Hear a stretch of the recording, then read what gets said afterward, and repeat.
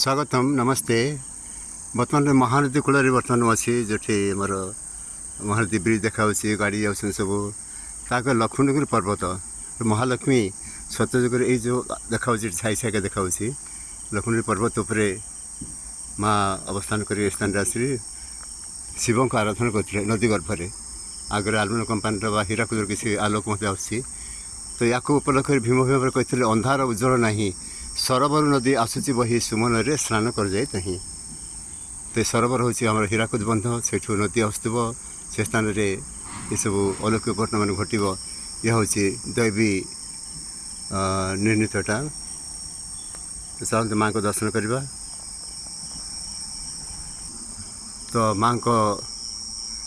द्वार देश द्वार देश अच्छा जय एवं विजय दे द्वारपाल जग रही हर स्थान में। तो आज पवित्र दीपावली अवसर में माँ को से गजलक्ष्मी पूजा पाती तो सौभाग्यदार थी निश्चित भाव आसी माँ लक्ष्मीकर स्थान तक दर्शन कर ये पत्थर देहर आविर्भूत ये जो देवी सतीकर हाथटी रही जाइए ये जो हाथ देखुचे आंगुठी मैंने ऊपर सब अच्छी पद्म देखा मूल आंगुठी जोटा से देखा हाथटी रही जाइए देवी सतीकर प्रमाण देवाई स्थान में देवी सती गुप्त भाव रही थे जी कि बर्तमान धवल मुख पर आविर्भूत स्थान। तो नमस्ते अस्तु महावे श्रीपीठ सुरभीते शंख चक्र गदा हस्ते महालक्ष्मी नमस्ते नमस्ते गोटलारूढ़े कोलासुर भयंकरी सर्वपाप हरे भी महालक्ष्मी नमस्ते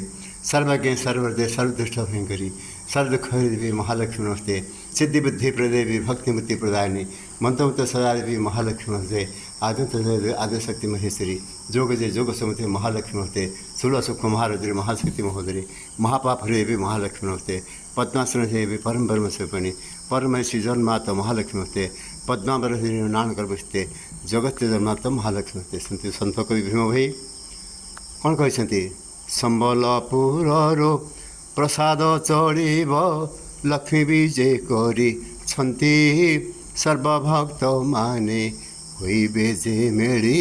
अलेखंक पुत्र नाती जे। तो तांकर बाणी को आम तो कंठरोध कर रखीचु बाणी गुड़ को आम भविष्य बाणी प्रचार प्रसार करने जमी आमर किए गला दबेक रखी तो निश्चित भाव में ये सब सन्त कविकर जो दिव्य दर्शन तार सुफल आम भोग करुचे। धन्यवाद।